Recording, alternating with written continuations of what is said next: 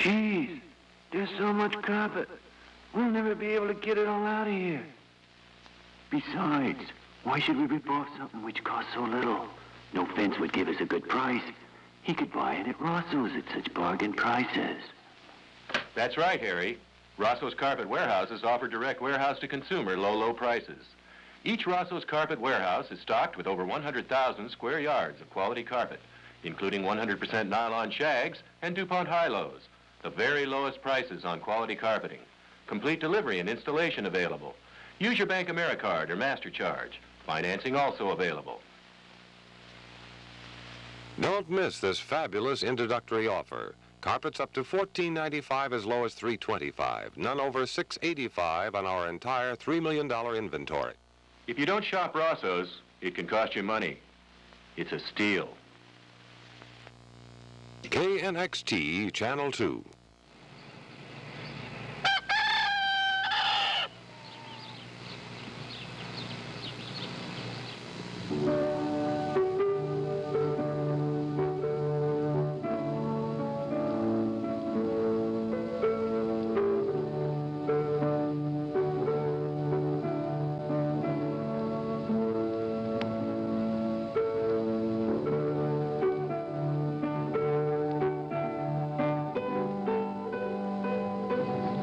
That's a Lancaster County, Pennsylvania rooster and some of the countryside there. Good morning. Just a wake-up left before an estimated 80 million voters start deciding who will be president for the next 4 years. Richard Nixon, who's at the California White House to vote this morning in his home state, or George McGovern, who got home to South Dakota early this morning after a final campaign day that carried him more than 4,000 miles from coast to coast before it wound up in his home state. The polls ahead of today's voting already predict a wide margin for the president, UPI's survey indicating that McGovern will win only Massachusetts and the District of Columbia. The national weather for this election day is forecast to be pretty good. Mild temperatures in most places and some rain, but no forecast of winter-like storms. Dixville Notch, the mountain town in New Hampshire that votes right after midnight, went 16-3 for Nixon. That town backed losers in 1960, 1964, and 1968. The Air Force lost another $15 million F-111 over North Vietnam, the third one lost since the Swing Wings returned to the war less than 6 weeks ago. The two-man crew is missing. Today is Tuesday, November the 7th, the day in 1874 that Thomas Nast first cartooned an elephant as the symbol of the Republican Party. The Democratic donkey goes back a bit further to the campaign of 1828 and derives from one of Andrew Jackson's detractors calling him a jackass. Reports on the campaign wind-up coming up. On the CBS Morning News, with Nelson Benton in New York, substituting for John Hart, and Michelle Clark in Washington. Now, CBS News correspondent Nelson Benton. President Nixon is flying back to Washington after he votes this morning in California. He went on television briefly last night with a final campaign statement on the Vietnam issue. And peace in the world at large for a generation to come. As you know, we've made a breakthrough in the negotiations which will lead to peace in Vietnam. We have agreed on the major principles that I laid down in my speech to the nation of May 8th. We have agreed that there will be a ceasefire. We have agreed that our prisoners of war will be returned, and that the missing in action will be accounted for. And we have agreed that the people of South Vietnam shall have the right to determine their own future without having a communist government or a coalition government imposed upon them against their will. There are still some details that I am insisting be worked out and nailed down, because I want this not to be a temporary peace. I want, and I know you want, it to be a lasting peace. But I can say to you with complete confidence tonight that we will soon reach agreement on all the issues and bring this long and difficult war to an end. You can help achieve that goal. by your votes, you can send a message to those with whom we are negotiating and to the leaders of the world that you back the President of the United States in his insistence that we in the United States seek peace with honor and never peace with surrender. President Nixon has made his last campaign appearance as a candidate for public office, he says. Now he can help his bid for re-election only as much as any other citizen by voting for the candidate of his choice. For Mr. and Mrs. Nixon, the address of their polling place has a felicitous ring to it. 3120 Avenue of the President, San Clemente, California.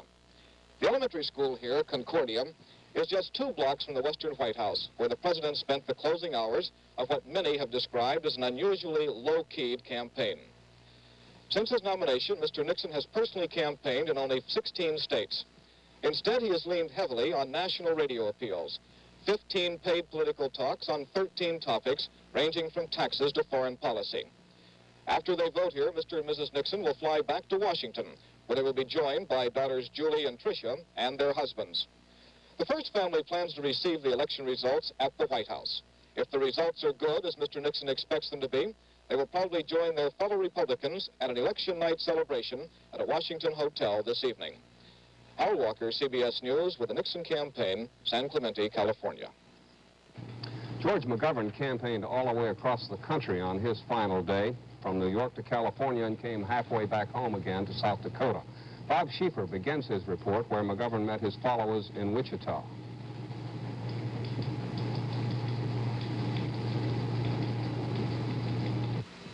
The McGovern campaign has always been a sort of make the best of what you got kind of affair. So McGovern just told them he knew how much the farmers needed rain, and then he plunged into the crowd with the evangelical enthusiasm that he has maintained rain or shine for almost 2 years now.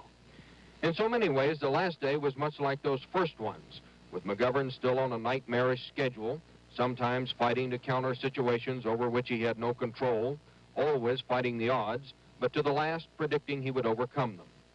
He had already strolled down New York's Fifth Avenue and addressed a rally in Philadelphia before he got to Kansas, and in those last speeches he was still talking about the war, the issue he has also stressed in the beginning. By the time he reached Long Beach, California last night, he was saying the administration had played politics with the peace of the world. Now see before us a record of deceit and deception on Vietnam that has ended with the worst deception of all, not a peace in the name of humanity, but a hoax for the sake of politics in the closing days of this campaign. And I use those words thoughtfully and carefully. Then it was back across the middle of the country, and after a day that had covered 4,399 miles, home to Sioux Falls, South Dakota, and the last airport rally of the campaign. If he loses, he says he probably won't run again. He thinks he has done just about everything he can do to win this time, everything except vote. So he'll do that in a couple of hours, then wait and see who won.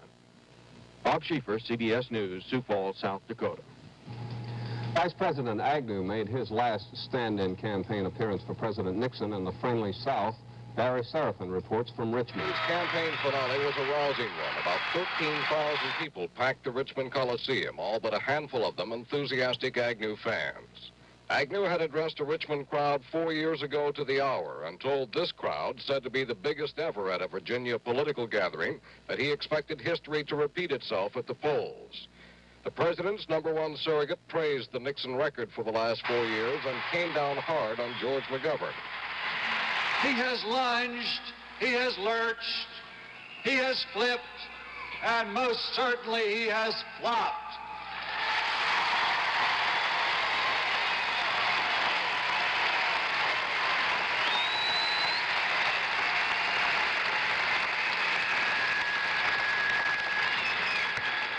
Indeed, it might be said that Senator McGovern, who characterizes himself as a populist, has ended up as a flopulist.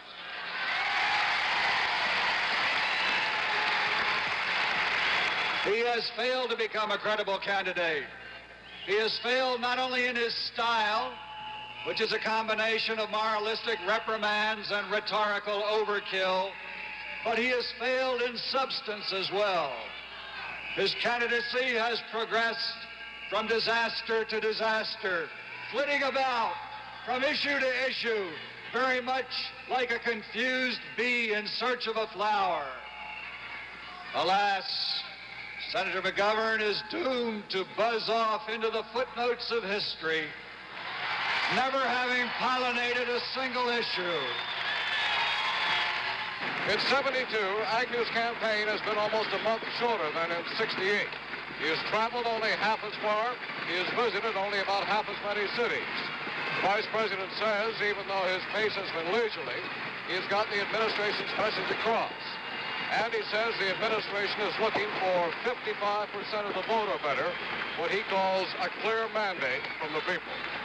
Barry Seraphin, CBS News, Richmond, Virginia. Vice presidential candidate Sergeant Shriver was swinging around the lot 2 on his last campaign day, hitting 5 states, including Madison, Wisconsin, where he made a last-ditch attack on President Nixon's war and peace policies. Big tide rolling in our direction all the way from California to New Jersey, and it's going to sweep the country.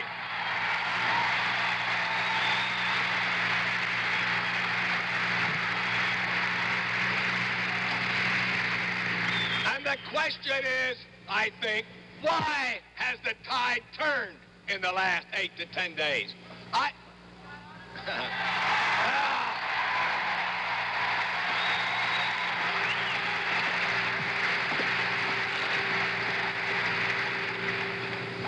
suggest there are a number of reasons, but the first 2 reasons are these.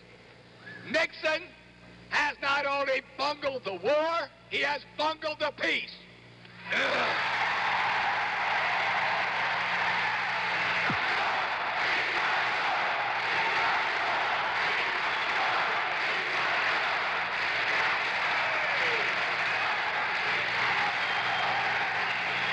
Tomorrow is the day when power is in your hands, and with that power, you can have George in the White House in Washington.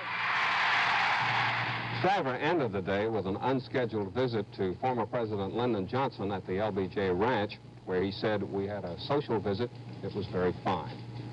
The third-party presidential candidate, John Schmitz, wound up his campaign in San Francisco shooting at the proposed draft peace agreement for Indochina.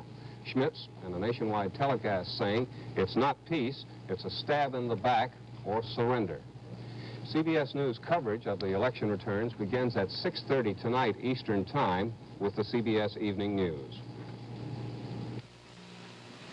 The time now is 12 minutes past the hour.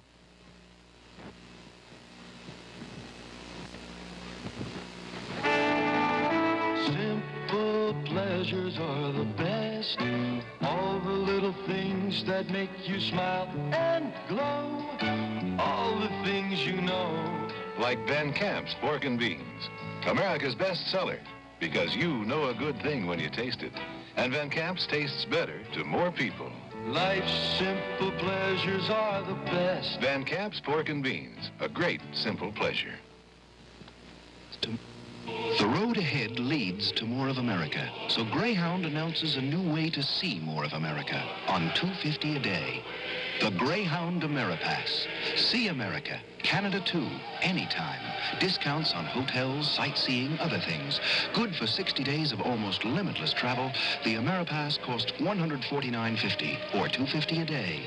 The Greyhound Ameripass. A new way to see more of America on $2.50 a day. At every turkey dinner, there's a moment of truth.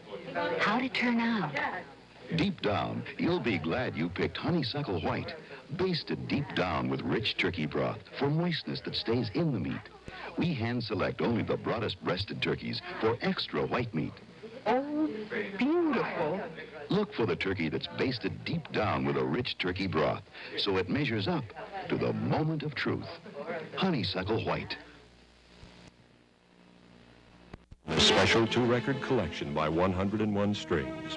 Birthday priced at only $2. We wish you'd buy it, and we wish you'd listen to KPOL. You'll find KPOL's album, 20 Years of Beautiful Music, at these stores. Toys R Us, world's biggest toy stores. Meet Barry Williams, one of the Brady Bunch, Saturday, November 18th, across from the Los Cerritos Center. Toys R Us. Don't miss that delightful children's play, Jack and the Beanstalk, the fall production of the 9 o'clock Players at the Assistance League Playhouse in Hollywood, every weekend from October 28th through November 19th. For tickets, call Hollywood 91970. Special rates for Scouts, Y groups, and others. KNBC, Los Angeles. From NBC News election headquarters in New York, this is NBC Nightly News, Tuesday, November 7th. Reported by John Chancellor and David Brinkley. And good evening to you all as we begin our coverage of the 1972 election. David Brinkley and the rest of our team are here to cover the returns in contests for 435 seats in the House of Representatives, 33 in the Senate, and 18 governorships, and, of course, the presidency. So let's begin with a look at the popular votes recorded so far for the presidency. With 1% of the vote in now, Mr. Nixon leading better than 2-1. No, just about 2-1 over George McGovern.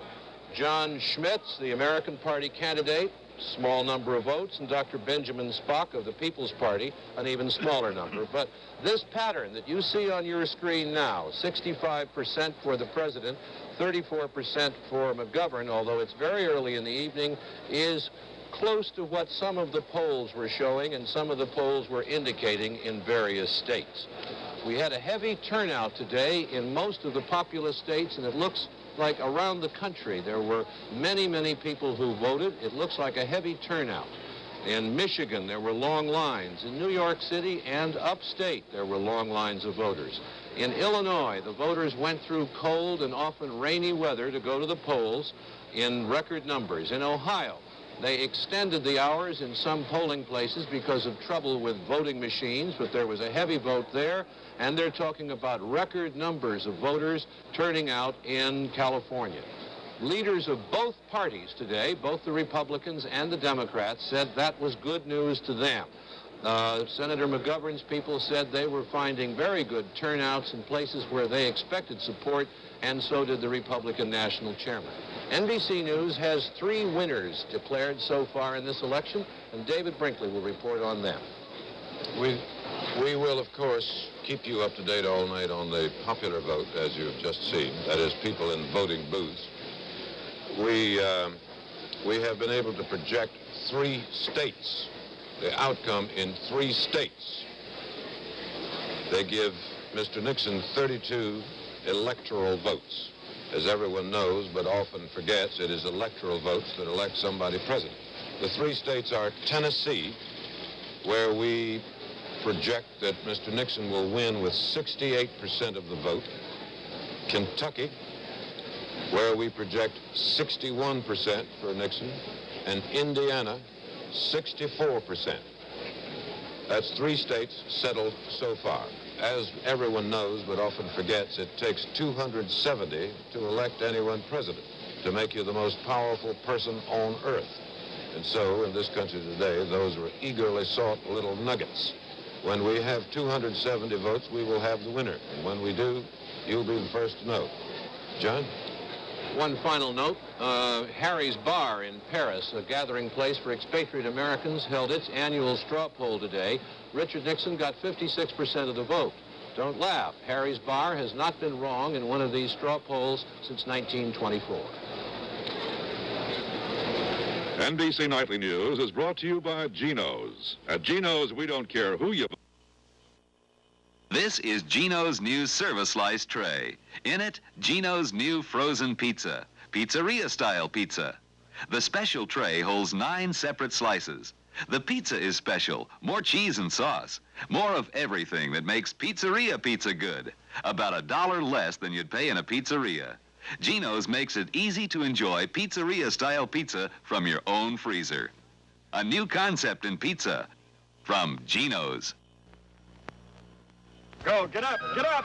There it is, there it is! It wasn't unexpected that Mike won again. After all, Mike carries a 4 handicap. But when he popped for the beer... Winner's pie!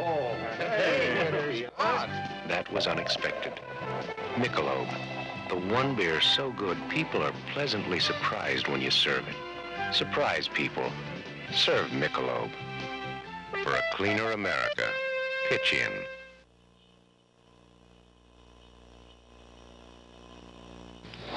President and Mrs. Nixon voted today in San Clemente, California. They were applauded by a small crowd as they drove up to the Concordia Elementary School, 2 blocks from the Western White House. And they were the first to vote today in the school.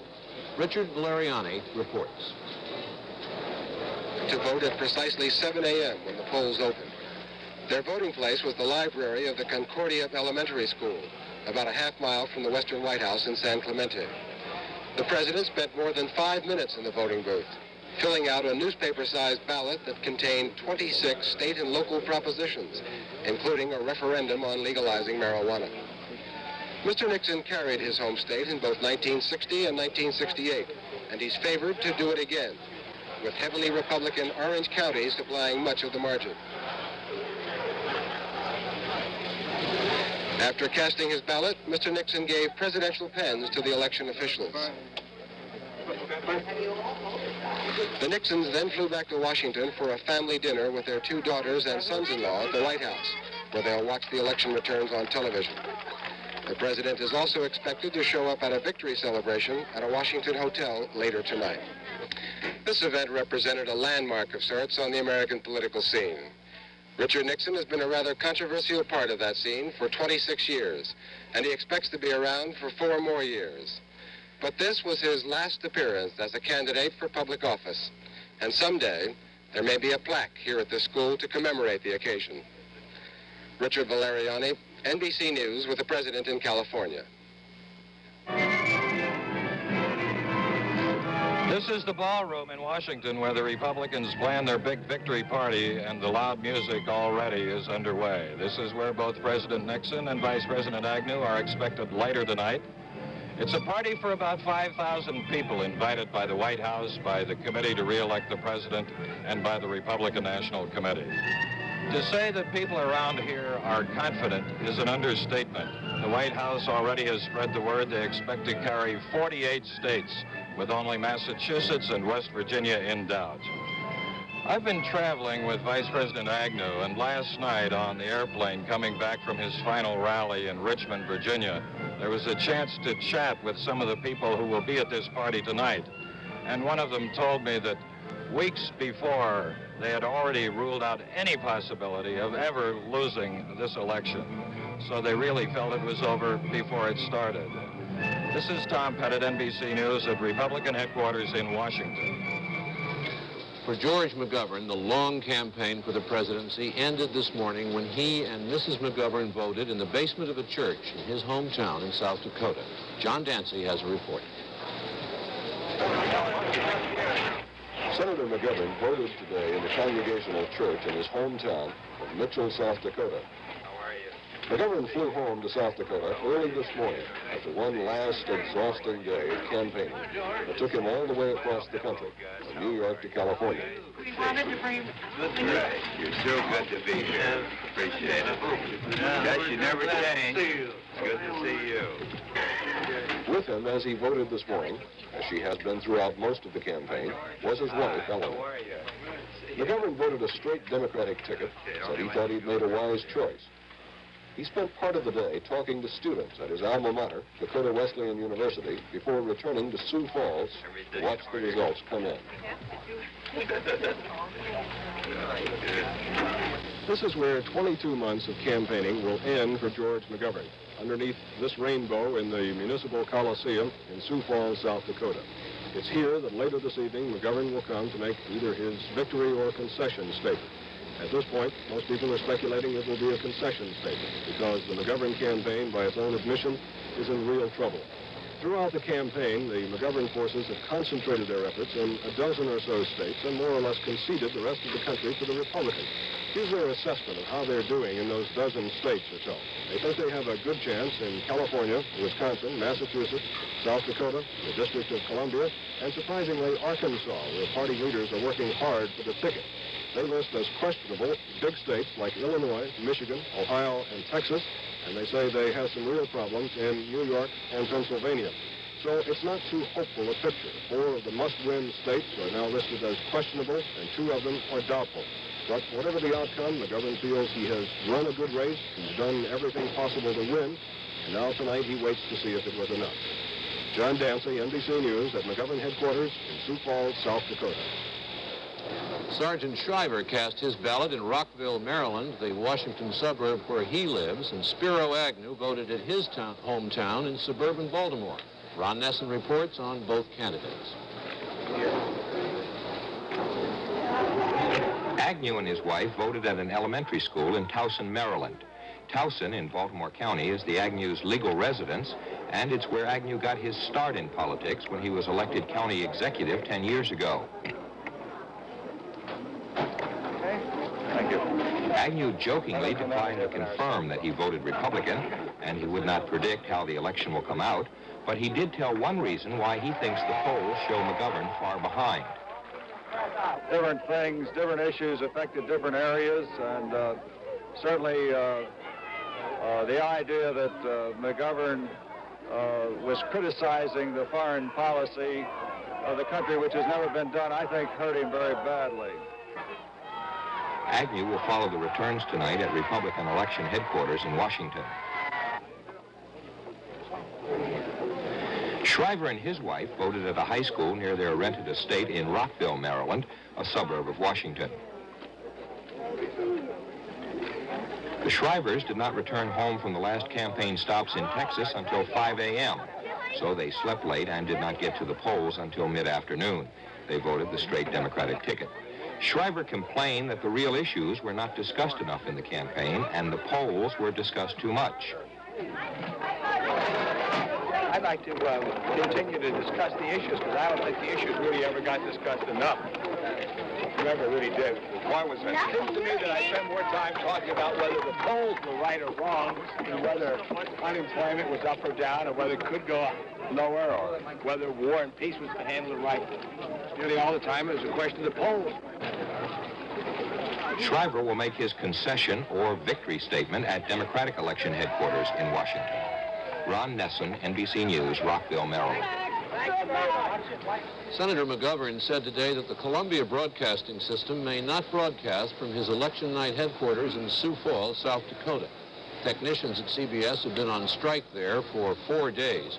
Earlier, the network said it would confine its on-the-spot coverage to the 2 major presidential candidates, but now McGovern has said, as far as he's concerned, the answer is no.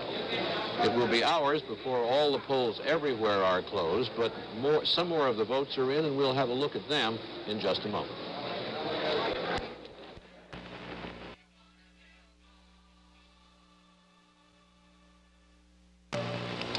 All right, now let's have a look at the popular vote board to see where we stand. Again, 1%, but they're pouring in now. President Nixon maintaining the lead we saw earlier, 65% of the vote as of now against 34% for George McGovern. And that, of course, is John Schmitz of the American Party, whose name you see there, and Benjamin Spock of the People's Party. Let's look at our individual state vote tally board now to see some of the returns coming in from various states around the country. New Hampshire, 2% in. President Nixon still well ahead, 66%. Tennessee's 10 electoral votes, as David told you, we have awarded to the president. He's now got 71% of the vote tallied so far. Tennessee is a state he carried the last time with 37%. And in Kentucky, another state we have awarded to the president, a sizable vote in, and you can see he again maintaining that average we've seen tonight of 65%. Now we're going to talk to some of our other correspondents here covering various races, and to begin with, Garrick Utley, who's covering the Senate. And, John, we have a winner in the Senate in the state of Tennessee. It is Republican incumbent Howard Baker. We project that he will win tonight with 57% of the vote. The current standing in that Tennessee race shows that Baker is running ahead of his opponent, Democratic Congressman Ray Blanton. He currently has 60%. That's with 9% of the precincts in. It's interesting to note that with a projected 57% as his final total there, he is running behind. And now back to John. I think we may get larger totals in Dale Bumper's race here tonight as we go along. 6 votes to 7 votes may not tell us a lot, but the rest of the figures will, and we'll be back with those in a minute.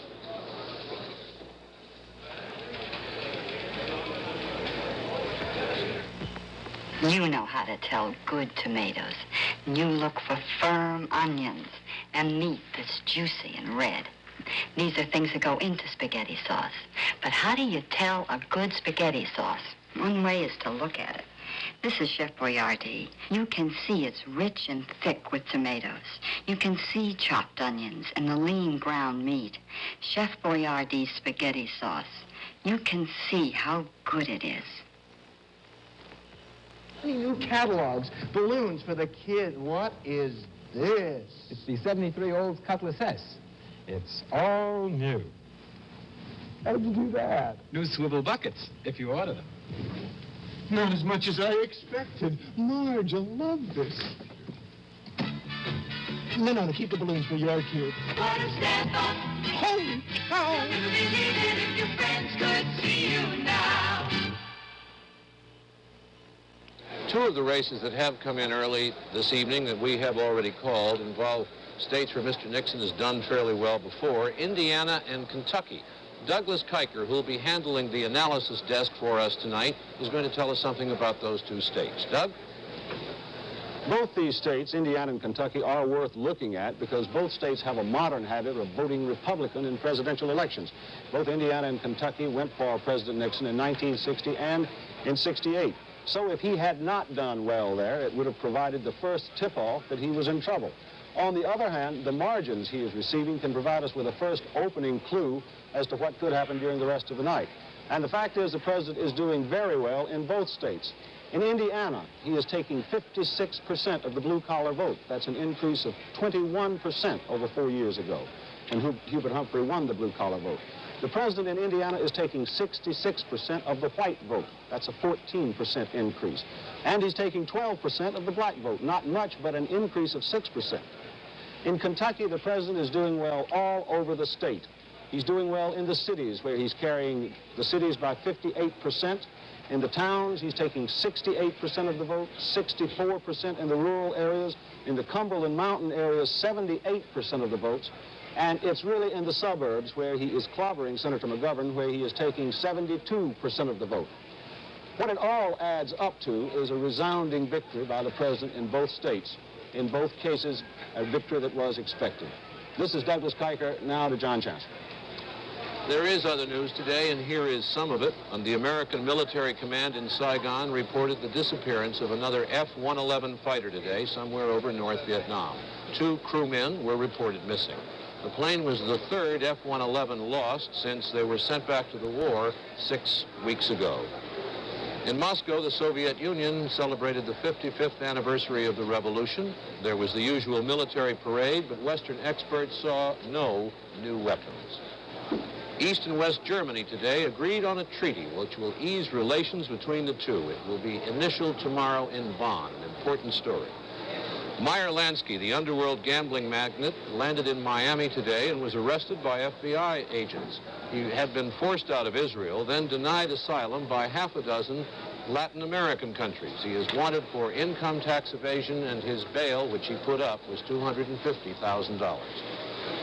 The British wage price freeze started today, and angry consumers charge that prices have been going up for weeks in anticipation of that freeze. And in Washington, the Supreme Court ruled unanimously today that a man who was fired for refusing to cross fellow strikers' picket lines must be given his job back. The case grew out of a California movers' strike. Hi, I'm David Fry for Dressergraph Multigraph. I copy famous people who might sound like this while shopping for office machines to open a business together.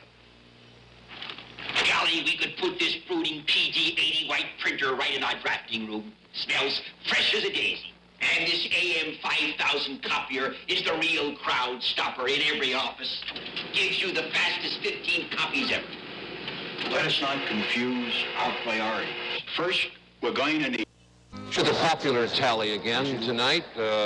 Again, 1%. The president edging up a little bit now, almost exactly twice the size of Senator McGovern's vote, the minority parties being minority parties in that tally. We are going now to Catherine Mackin for a report on an important governor's race. Now, we have a projected winner. This is very interesting. In Indiana, the Republican, Dr. Otis Boeing, we are projecting the winner with 54% of the vote.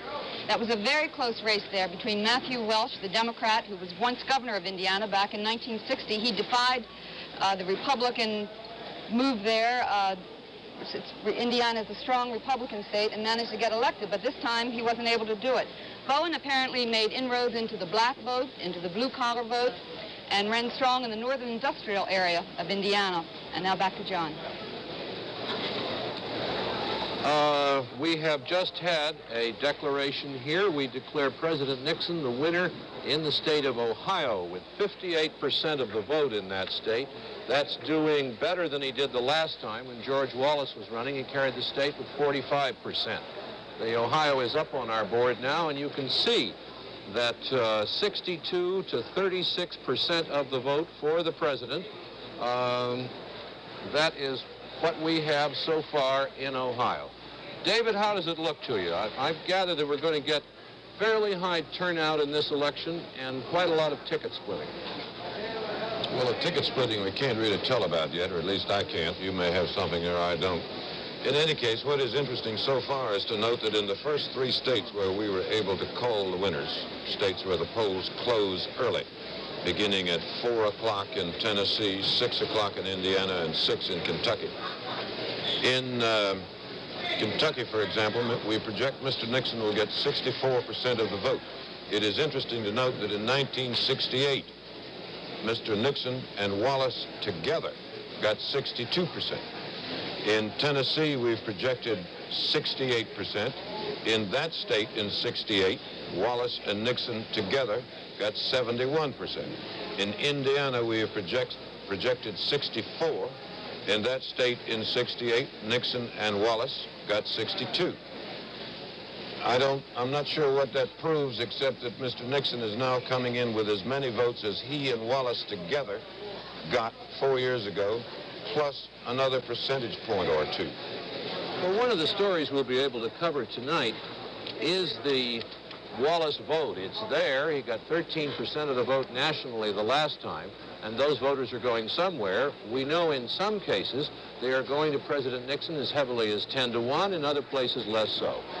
So that's where we stand now. The counting is underway in some states. The polls are open in others. The biggest story of the year, and we'll be back in a minute to cover it.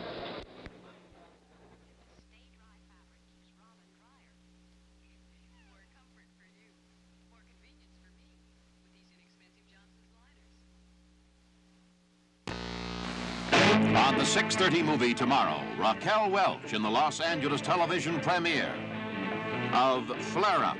See it on Channel 7. You still have time to vote. We are canceling all our regular programs for the next 8 hours so that ABC News can bring you full coverage of the 1972 elections.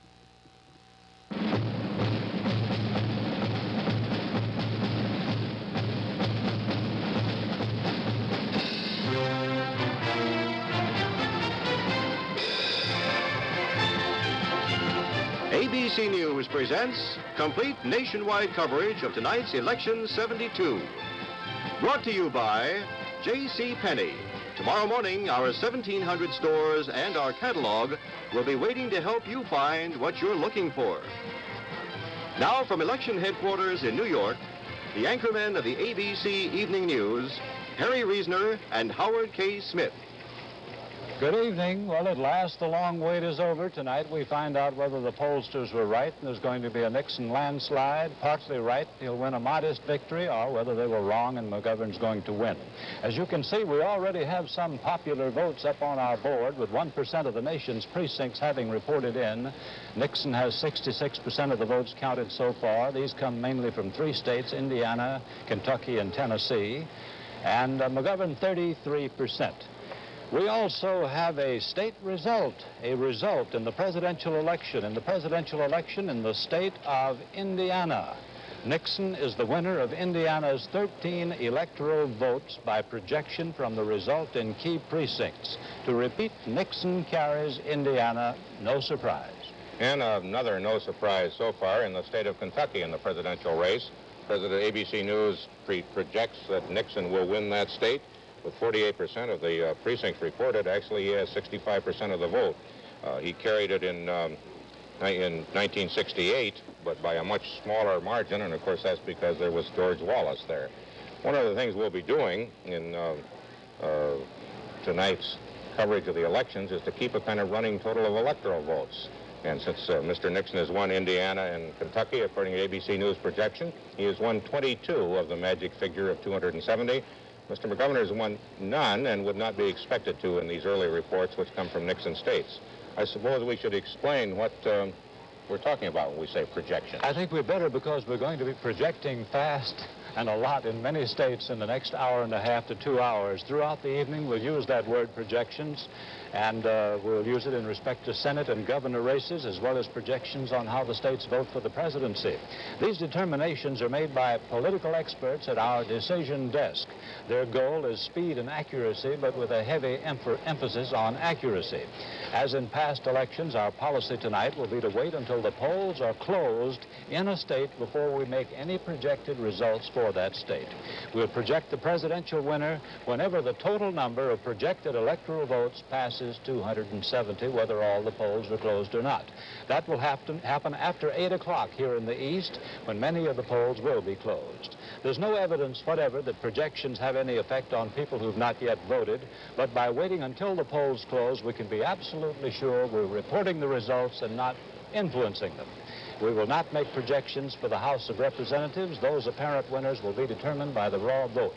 Now, I would like to call your attention to the presidential race, the raw vote, not the projection. We have projected that Indiana has been won by President Nixon, but here's the way the raw vote looks in the presidential race in Indiana. The presidential race in Indiana, President Nixon leads, as you can see by the figures there. Only 12% of the precincts are in, but they include our key precincts, which tell us that Nixon's going to win. Now for one close race in the Senate in the state of Kentucky. In the state of Kentucky, it's been a ding-dong race all of this short evening so far between Democrat Walter Huddleston and Republican Louis Nunn. Each has 50%, and that's the way it's gone, and it may go that way all the way through the evening. That's one of those Kentucky senator races that you get used to over the years. They seem to, whatever they feel nationally, they always make it close on senator. As might be expected, with ABC News projecting President Nixon taking Indiana's presidential votes, the Republican Otis Bowen, a candidate for governor, is also the apparent winner over Democrat Matthew Welch, a former governor in Indiana. He's running ahead by a healthy 18%. ABC News now does predict that Otis Bowen, who is Speaker of the State House of Representatives, not as well known as the man he ran against, but has supported President Nixon's policies, and it's apparently doing him a substantial amount of good. ABC News predicts that's the first governor. We're talking tonight about 18 races for governor, with 20 Democratic holdovers and 12 Republicans who don't have to run for anything. The former governor in Indiana, Edgar Whitcomb, was also a Republican, so far in the net gain area, there is no net gain. One Republican has held one Republican seat. One of the things we're going to be doing tonight is to look around the country at where the people are who are critically affected by this election, or who will be coming out with victory or concession statements. We will, for instance, maintain cameras and reporters and correspondents in Sioux Falls, South Dakota. This is the first time in history that anybody has maintained cameras in Sioux Falls, South Dakota to see what a presidential candidate would say. This is where George McGovern is spending the evening. He voted earlier today in Mitchell, which is his nominal home, but Sioux Falls is the biggest town in South Dakota, and this is the place where the victory celebrations or the concession statement will come. Sooner or later, we'll also be at the Shoreham Hotel in New York, where President Nixon, who is watching television after a family dinner in the White House, will go to make his mark.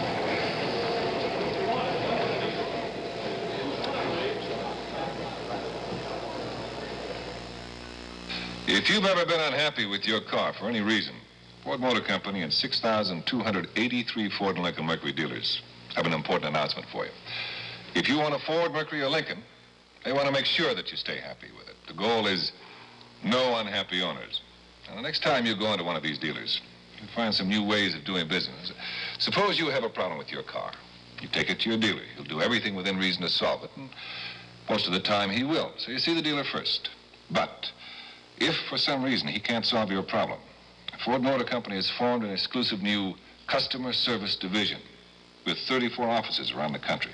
Now, their primary job is to try to straighten out problems you and the dealer can't. For the address of the Ford Customer Service Division office nearest you, call this toll-free number. It's 800-648-4848. The goal is no unhappy owners. They really mean it. I'd like to prove it to you.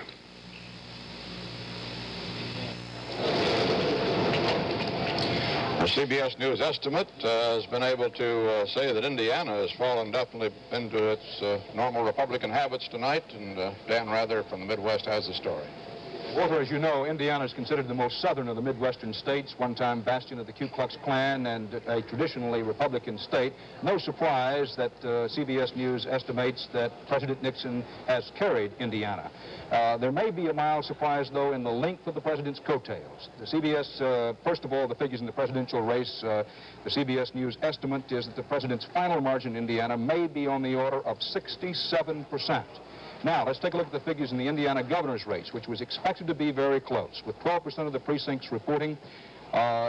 This is the president's margin over George McGovern, but since our CBS News estimate is that the president's winning margin will be on the order of 67%, those figures don't mean a great deal, except they do reinforce the idea that the Nixon sweep is running very deep in Indiana. Now, if we'll look at that governor's race, the Indiana governor's race was expected to be extremely close. It's an open governor's race. Matthew Welch, a former governor, the Democrat, who in the face of a President Nixon carrying Indiana in 1960, Welch, the Democrat, won the Indiana governorship.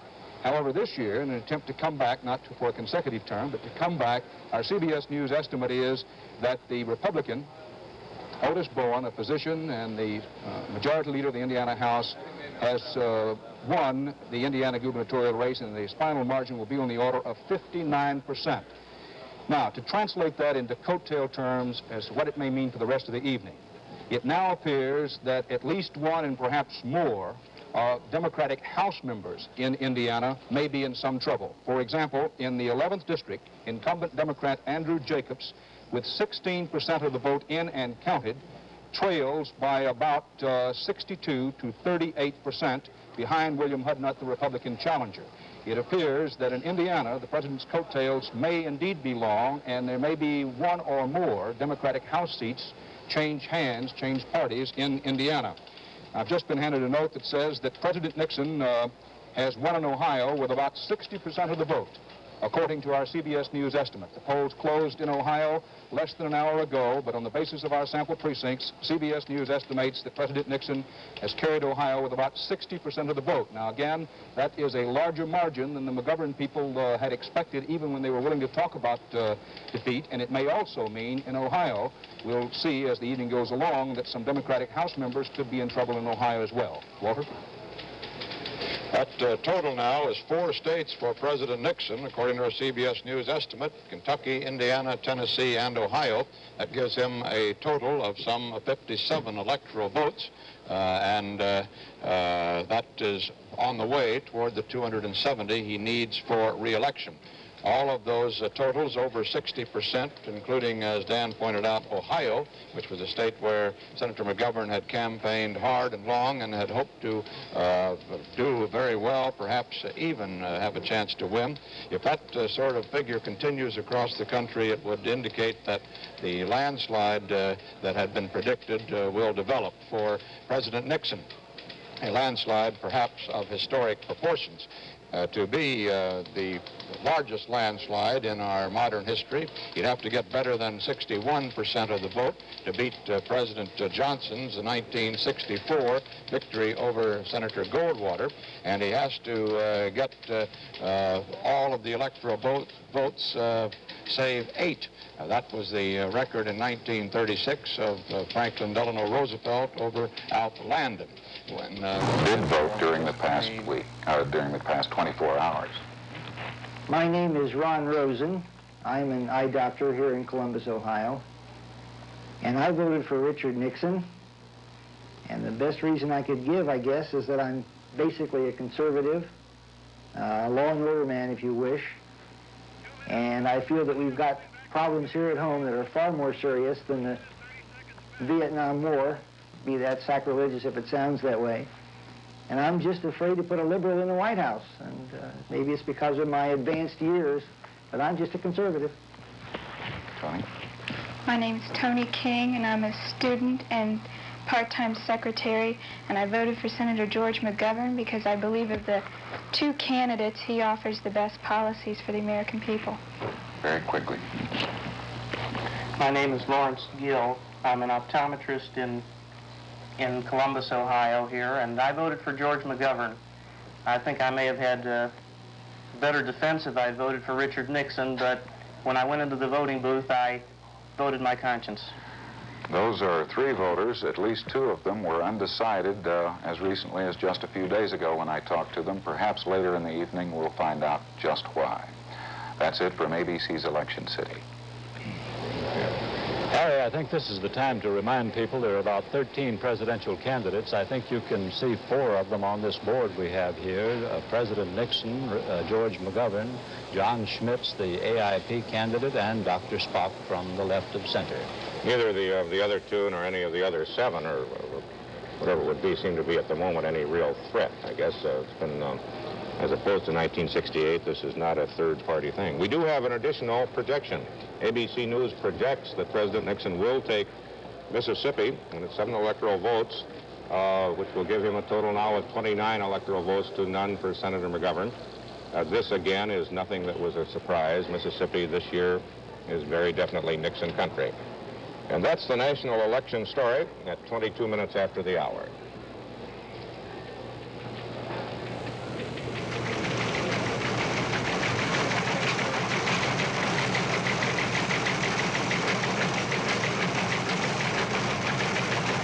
Election 72 continues from Los Angeles. Now, complete California coverage from the Eyewitness News Election Center with Joseph Benny, John Schubeck, and the Eyewitness News team. Good evening. We hope that you're prepared for a long evening. We are. We plan to be here at least until midnight, perhaps on until 1 or 2 o'clock in the morning, bringing you all the returns from California, and combining that, of course, with ABC Network's coverage of the national elections of 1972. Los Angeles is important to how California goes because some 3.5 million registered voters in the state of California, where there are 9 million registered voters, live in Los Angeles County, and more than half of those 9 million voters live in Southern California. That makes us important, and that's why our coverage, I think, is going to be important for you tonight. We look forward to election coverages because it's that one time every 4 years when we can get to do a marathon job and have a feeling that we cover the story, at least to its conclusion. We have no illusions. We think that by about 7 o'clock here in California, before our polls even close, ABC, NBC, CBS will all have told you who they think the president is going to be. It appears now that that landslide that was forecast for Richard Nixon, the incumbent, is going on as forecast, and he should win easily.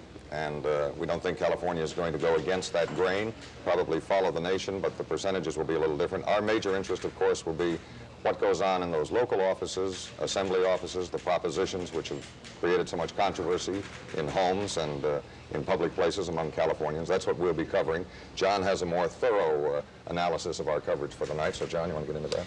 Well, thank you very much, Joe. We will have inserts in the network programming every 30 minutes. We are now coming up at about 25 past the hour. We'll be on again at about 55 after the hour and throughout the night until it's all over.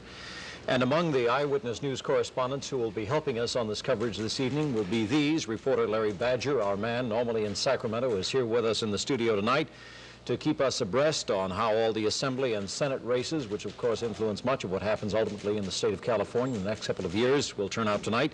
Dick Carlson will report on all of the county races. Bernard Morris will keep us posted on these emotionally charged propositions, of which there are 22 on the election ballot today.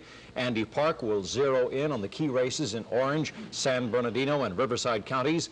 And Christine Lunn will report on the congressional races as well as a complex computer analysis of all of what is going on. And we'll have more of this election coverage in the state of California after this commercial message. 5 of the finest cars in America are the 1973 Continentals.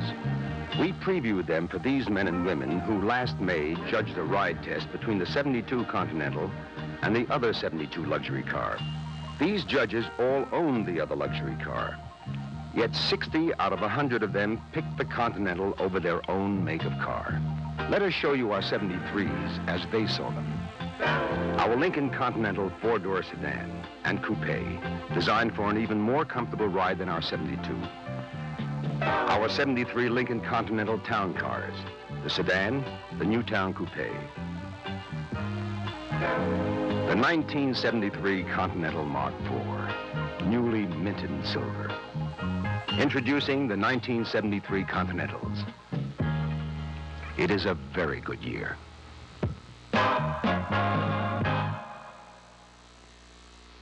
About 3% of the vote. That's in terms of what you know, but in terms of the rosy predictions here, there have been briefings in which Herbert Klein, the White House Communications Director, has said that he expects 48 states for President Nixon.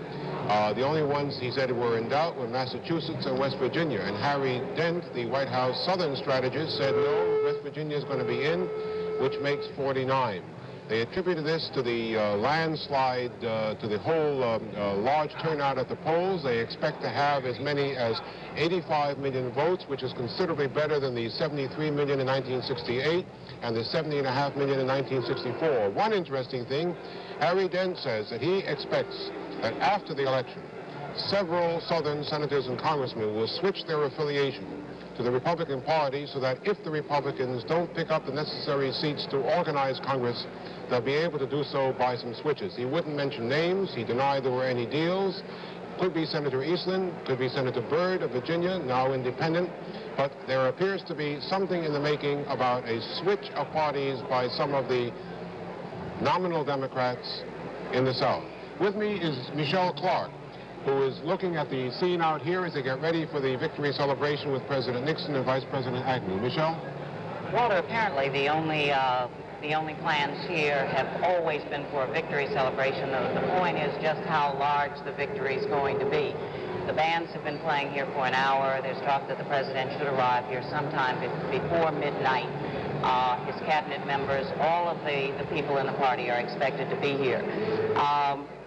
There should be a lot of young people. There are two kinds of bands. There's Pete Fountain, and then there's a rock band for the younger people. We'll wait and see. Right now there's not much room for enthusiasm except when the announcements are made. There's a big screen over our shoulders that show all of the networks telling you exactly what we're projecting, and there's a cheer that goes up, of course, every time there's something said about a big landslide victory here. And that's all we've got from here now. Walter? Now for the scene at McGovern headquarters, let's go to Bruce Morton at the Coliseum in Sioux Falls, South Dakota. Bruce? What are you seeing behind the fairly slender mural?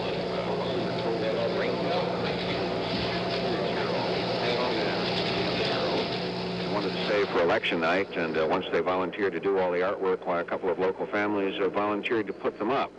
Where the returns have been going, I don't know. Maybe it's not a rainbow, maybe it's a sunset. But that be as it may, this place is very empty, as you can see. The reason is not that Senator McGovern lacks friends in South Dakota. He has lots of them. The reason is that the Secret Service, until just a few minutes ago, had been sweeping the Coliseum here. Not that they'd had any warnings, but simply the standard kind of security check that they do anytime the candidate goes somewhere. That process just ended a few minutes ago. Senator McGovern himself, as you know, went to Mitchell, South Dakota to vote today. Stopped by on the way back at a family-owned shoe store in Mitchell and bought himself 2 pairs of shoes, some black loafers and a pair of boots, the first boots he said he'd ever owned. It's not any kind of an election day tradition. One of the owners of the store said they just seem to know McGovern's size, and quite often when he's in Mitchell, he stops by and does a little business there. We drove back from there here to Sioux Falls. It's just under a 70-mile drive. McGovern went to one more reception here, which makes him an unusually active candidate for an election day. And then went from there for some quiet time in the hotel where he's staying. He doesn't have a house here in Sioux Falls, just a small apartment over his office in Mitchell. He's having dinner, we're told, watching 3 television sets, impartially, one to each network. And just in the far corner of this room, past the stage there's a little holding room with some more television sets, a couch or two, some easy chairs. That's where he'll be coming eventually to wait and get a final look at the returns before he comes out and talks to his supporters here. We are told that is not likely to happen anytime very early. Not that McGovern doesn't believe in projections, but he wants to wait and let the raw vote pile up for a while before he does anything. There'll be some music here later on. It's very quiet now. Walter? Bruce, we were told earlier that in that Mr. Berg shoe store where he bought those 2 pairs of shoes, he was extended credit. I gather he has been in the past, but today I guess that's a vote of confidence at any rate that he didn't come out of the campaign too badly off financially. Well, I think on a senator's salary you can afford a couple pairs of shoes. They're not badly paid. All right, Bruce. The reports from around the country now, as we have been reporting them to you, indicate that President Nixon certainly is going to win, and probably with a record margin of votes, perhaps over that 61.8 that President Johnson was reelected by in 1964 over Barry Goldwater. CBS News coverage of Election Night 72 will continue in a moment. And in West Virginia, a Rockefeller who is a Democrat, John D. Rockefeller IV, calls himself J. Rockefeller, is trying to defeat Arch Moore. Moore is trying to be elected to a 2nd term as governor of West Virginia, and he's been a politician in West Virginia for a long time and has always been rather popular. In both of those states, Illinois and West Virginia, the races are so close that none of the poll takers or the experts would call how they would come out. We don't have any returns yet from those 2 states, but we do have live reports. First, in West Virginia, Steve Delaney. John D. Rockefeller IV has gone a long way since he first appeared here as a social worker 8 years ago. He's now Secretary of State and the Democratic candidate for governor of West Virginia. The polls say he has a razor-thin edge over Arch Moore, the Republican incumbent. Moore has been a popular governor and a tough opponent. The future of strip mining is quite an issue here, and so is the condition of the state's road system. But in a sense, the issue has been J. Rockefeller. He's been called a New York carpetbagger. He's been called a rich man trying to buy his way into office. He has spent money on this campaign. He's used it to get around and become quite well known throughout the state. But he's put up most of the money himself. As he says, it's difficult for a Rockefeller to go out and solicit contributions. He is barely favored by those who hope around here at his headquarters to take it. But he is not the only rich man facing an entrenched incumbent. There's a similar race going on in Illinois for governor, and Dick Kay is covering that one.